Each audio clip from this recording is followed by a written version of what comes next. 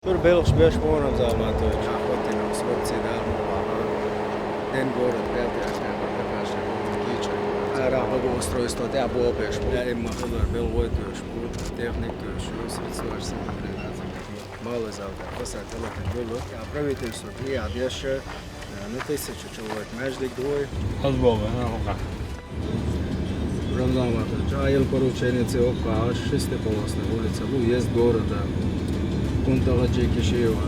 Шайк современный светофор шел шестиполосный был, шли шума, как современный наш хайер, шатаюш будешь. В основном центральная улица, шайдек обновлена. Реконструкцию, расширение еще, вырыжка, объел был, волка, детский дворовой территории, считаешь, цен резинового покрытый, считаешь, домашний фасад, считаешь, шабериде был, шпеш, бун, свыше 1500. Guru ohvatin etsnää belšna biežulu. Masos rok lāroš pun.Ājel, korоче, vatni grafici srok šai goriešu. A hordom te hafasāč tatūša, kuzgnašu dvekšišt belš biežulu. 75% был завершенный был.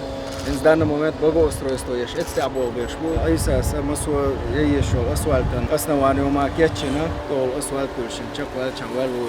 Ваялил зеленение шайк благоустройство. Из 2 месяца. Полный кичурок дал, охотина срокцы. Одновременно соцобъект лайволия, ел поручение. Школа, садик лайволина. Спорт комплекс, из-за инспорту. Это пол табешун, из-за